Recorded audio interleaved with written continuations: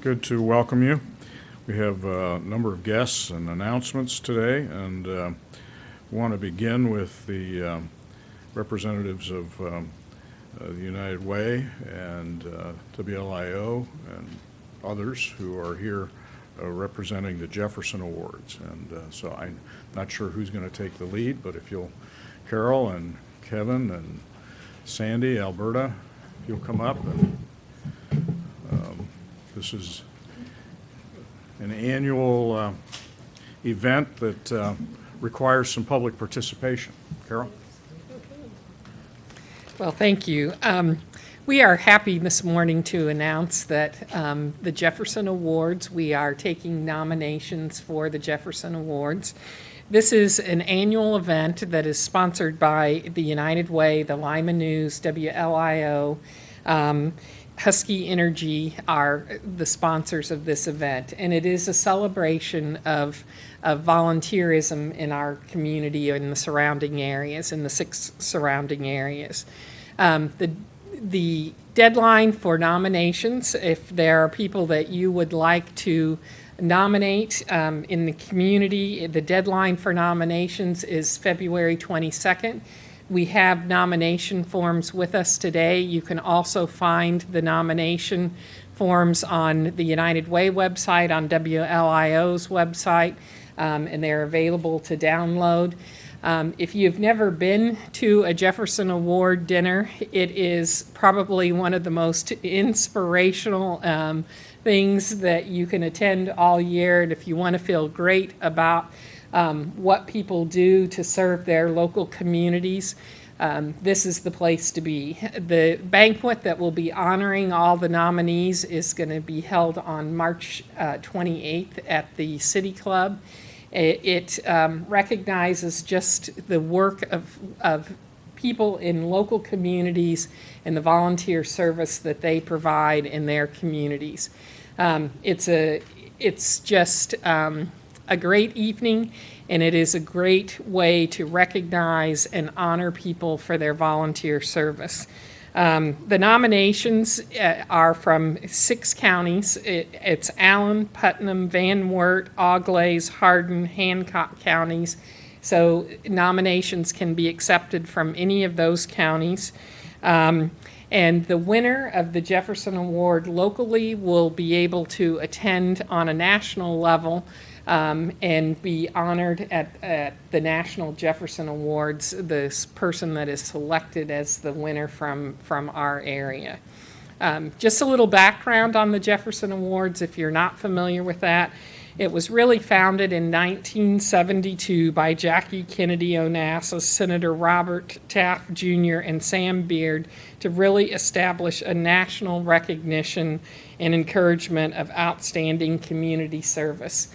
I attended my first one last year, and as I said, it is just a great evening, and it is just so inspiring to see what people do to serve their local communities. So we would encourage you to think about people that you know and that are volunteering, that are doing things, extraordinary things in their local community that may not get the recognition, but this is an opportunity to really recognize people for the things that they do. So we wanted to just appreciate the opportunity to announce this, and we do have the nomination forms available for anyone that wants them. So thank you. Yep. And I also want to mention and just thank that Alberta Lee, since 2001, since this has been done in our community,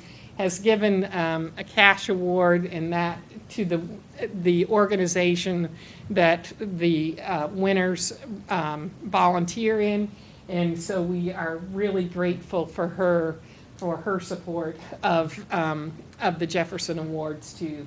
It's, I think, just a wonderful thing that you do, so thank you so much.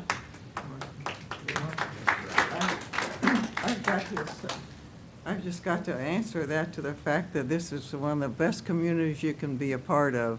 And so I just like to continue to help our community and honor those that believe like I do. Let's just dig in and make it a little bit better. Thank you. Thanks, Alberta. Kevin, you have comments? Sure. As Carol had mentioned, 2001, so this is the 17th year, and Hometown Stations, I think, has been involved since day one, and we've been fortunate enough to partner up with some of the other people in the community and see it grow over that time period. I think each year we honor eight nominees, and I did a little math this morning. That's over 128 people that have been recognized in this community for volunteerism. Not to mention, each year we send 1 to Washington out of that 8, which is tough sledding. I mean, if you see some of these applications and what some of these people do, you leave that banquet thinking, what am I doing with my life? Because they're truly outstanding nominees, all of them. Sandy Montfort has been a past nominee, and she's been good enough to take over the judge panel chairwomanship this year. So our very own Tom Hendrickson, who was our public service director, had manned it for years, and he's passing the torch to Sandy, who's been a great volunteer in our community for 2 decades, 3 decades. So she understands the spirit of the award. One of the things I can tell you, Carol mentioned Alberta, in that 17 years, we're talking thousands and thousands of dollars of her own money. That's how strongly she feels about it as well. That being said, the TV station's proud to be a partner along with the Lima News, United Way, and I don't think Husky can make it today, but they've really stepped up in the last 4 or 5 years as a underwriter as well, so we couldn't do it without them. But I urge you to look into it because it's an amazing program, and we're just proud to be part of it for the last 17 years. Thank you. Sandy? I can't encourage you enough to nominate someone. I can tell you that not only as a participant and then being given the opportunity to go to Washington, it was completely overwhelming in realizing all of what happens in our area. Not limited to Lima, Allen County, certainly much in Lima, Allen County, in all of the 6 counties that Carol just referenced. And again, truly, when you have an individual such as Alberta who steps up and not only talks about what's important to be done, follows through with ensuring it happens, it really makes all of us aware that we have such great opportunity in this region, and we need to continue to improve it. I too want to thank all of the sponsors and want to reference that due to miscommunication with my late delay, that's the reason Husky was not present. They're a vital part of what's offered, as well as WLIO, who's been from the beginning, and all of the other sponsors, the Lima News, etc. Reach out. Think about individuals that you know, friends, family, individuals you work with. Nominate them. Encourage those to nominate others. And that moment to recognize all of what's being offered is such a blessing. And I say that because I know in many communities, the opportunity to step up and be recognized can be missed if you don't have someone and agencies that understand the importance of that recognition. So let's get out there and let's really encourage those nominations to come in so that we can look at the volunteers coming in and make the selections of the finalists. Thank you for the time. Thank you so much, Mayor. Thank you. Appreciate it. Yes. Carol, the deadline for submission is when? It's February 22nd. February 22nd. So we've got about 6 weeks for the nominations to come in. And I want to just emphasize, as I started, this is about public participation. It really is an opportunity to showcase people that much of the community may not be aware of. So we're looking to agencies to kind of look through their list of volunteers. We're looking to neighbors who perhaps know of someone who's been particularly caring in the way that they engage in the community. It can be young people. I've been in attendance at most of the annual dinners, so there have been children who are doing exceptional things, amazing things in the region. There are elderly folks that are continuing to be of tremendous service, as well as others in the community. So we really do depend upon this public nomination process, though, to identify them, to raise them up, and to make sure that they can be considered. So we appreciate the work that goes into this. Thank you. Thank you. Also, we have some awards this morning to be presented by our community development staff, code enforcement staff. Angie Rex and other code enforcement staff are here to make the quarterly presentations of our Lima Home Pride awards. Angie?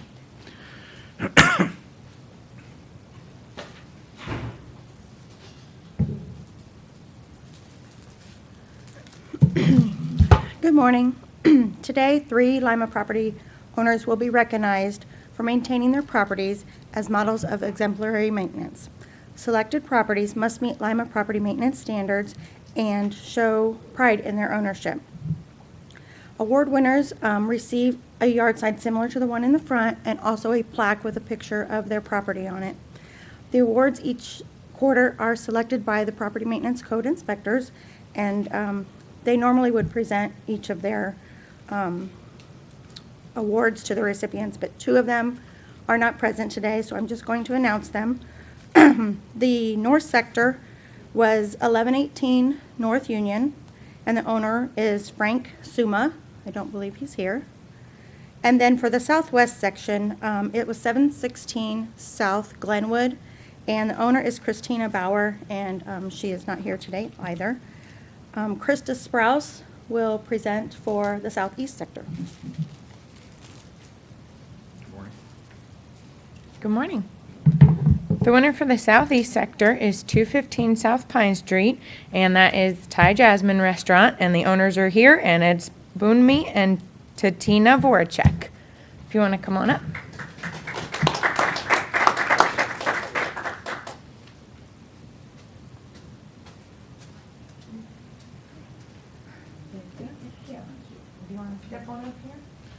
We'd like you to tell us a little bit about your property and what you've done with it. And we know that the transformation this last year has been pretty amazing, so please talk to us about your property.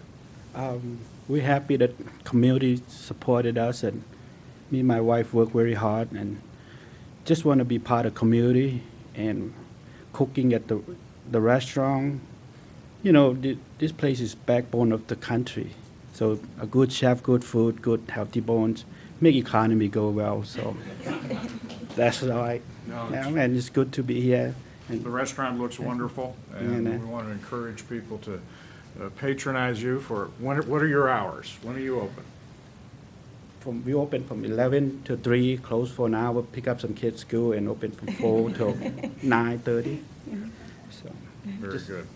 Congratulations and thank you for what you've invested there on Pine Street. It's a wonderful, You too. Thank wonderful you. You too, and the location. community support us. Thank you We for the wouldn't done it community without to community, support too. us. Very good. Thank you.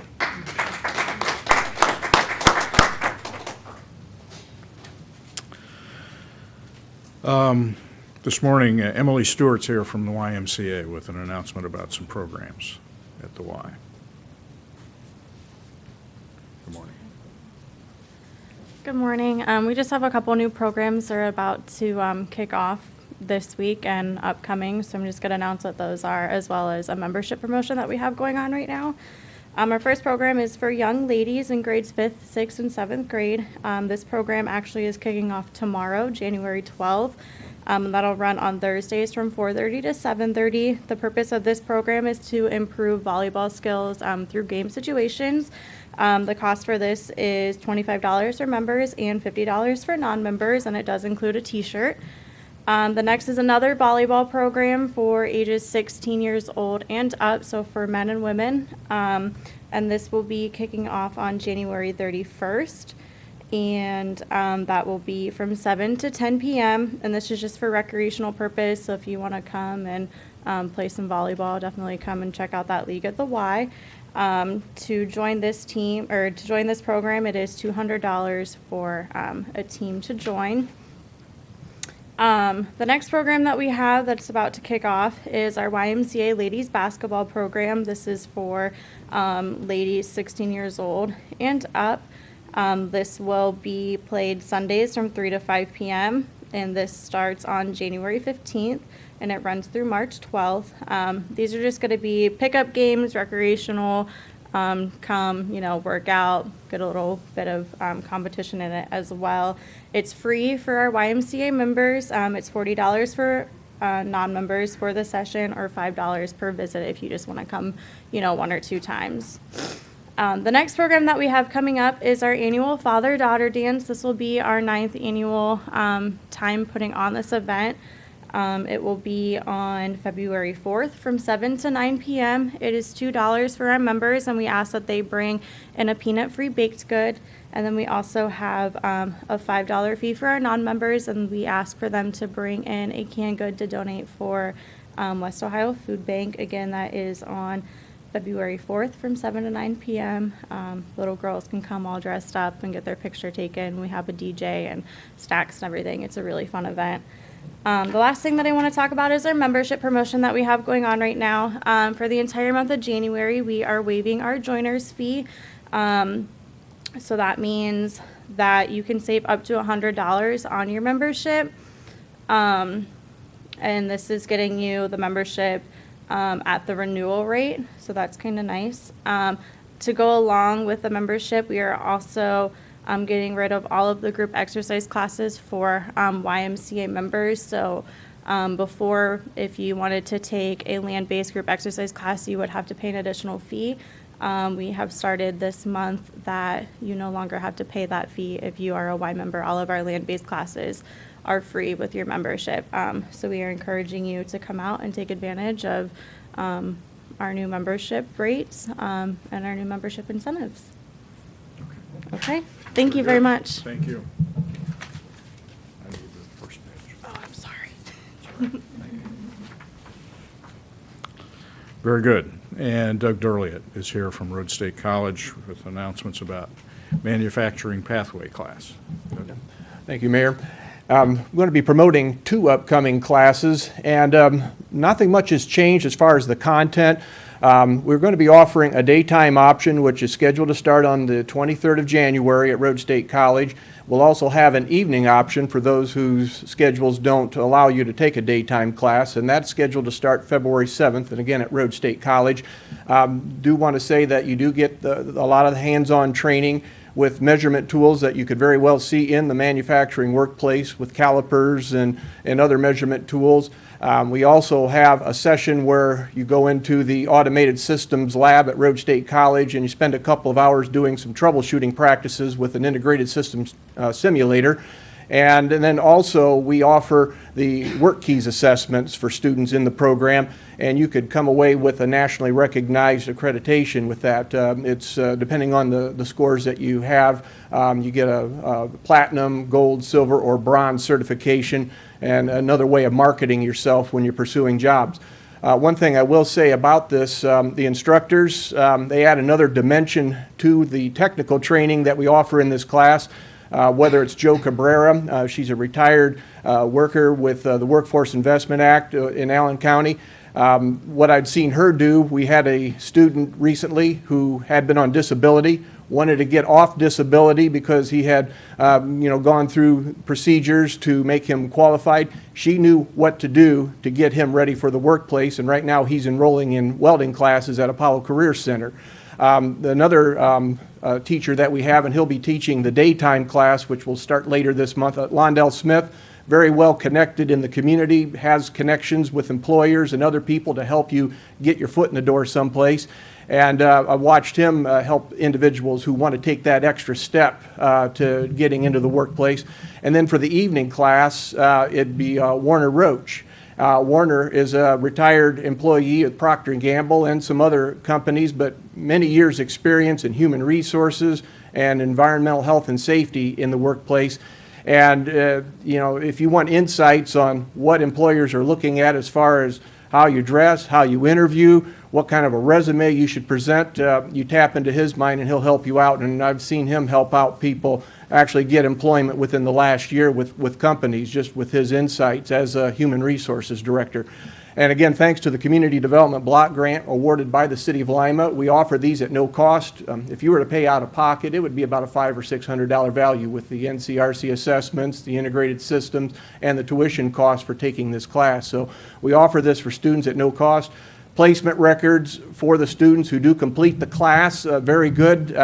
We get a majority of the students placed in manufacturing jobs, and then once you get your foot in the door in a company, they want to promote you from within. They'll train you, and they'll take you as far as you want to take them, as far as the better paying and better skilled jobs that offer better security. And again, just contact me. I've got 2 flyers in the back of the room, dates, times, contact information. Hope to have a good roster for both classes. Thank you, Doug. The local economy remains strong. Employers are continuing to solicit for entry level as well as jobs in a wide-ranging set of vocations. So we want to encourage folks that perhaps are not yet in the workforce to take advantage of these training opportunities. Thank you, Doug. Lastly, we've got a project we want to be announcing involving sidewalks on Cable Road. Kirk? Thank you, Mayor. Just opened bids today on a LPA project, meaning a project that's managed by the city but funded mostly by CMAQ funds through ODOT Federal Highway. The project is a 5-foot sidewalk on either side, both sides of Cable Road from Elm Street all the way down to Shawnee Road. So I think it's been about 5 years or so since we installed sidewalks north of Elm Street, and that's really worked out well. Got the kids going to West and St. Charles on sidewalks versus walking along the edge of the street. And Plus Elm Street. Plus Elm Street, yes. So it's been a huge benefit to that end of town. We did some drainage improvements this year to in advance of this project, but project cost is, well, parent low bidder is I think $305,000. We anticipate the project to start in probably April, and will be, it shouldn't be probably a month and a half, 2-month project, but we'll have it done before school's back in session, so that's the goal. And so there'll be a little bit of traffic congestion out there, but mostly that'll be a flagging operation where they have a work zone and they'll be flagged around the work area. There'll also be wheelchair ramps all up to ADA, current ADA standards, and I think that covers it. So it should be a definite improvement for, I know there's a lot of kids walking in between St. Charles and LCC a lot. You see when it's snowing, you see the footprints and on both sides of the street. So plus we'll have, we got a commercial district down there so people can walk down to Chief Supermarket and get their fruits and vegetables. Yeah. Thank you. Thank you, Kirk. That's, I think, actually a long overdue project for purposes of the schools, but I think the overall success of those sidewalks throughout the community have, it all goes to the whole question of how do we make the active, healthy lifestyle easy. You got to make it safe. I mean, it truly isn't safe to walk down Cable Road at this point, but putting sidewalks in will make it safe and make it convenient, just as it did on Elm. I think that project on Elm, I had one homeowner there comment that they had lived in the block, 2 blocks from St. Charles. They had been a member of the church for their entire life, and they had never walked to church just because it wasn't safe. So every Sunday or Saturday evening, whenever they went to church, they got in their car and drove 2 blocks. Now they walk to church, and it's a much better approach. So I think these investments in sidewalks work for everybody. We appreciate the efforts that have gone into tracking down the money and making it happen. So with that, we'll break down for interviews. Appreciate everybody's time, and thank you again to the Thai Jasmine for being here. You know, the investment in property like that truly does create a sense of opportunity in the community. They're an example for other property owners to invest, and obviously, what happens inside is terrific, but what they've done with the building itself and the outside is also terrific. So thank you very much.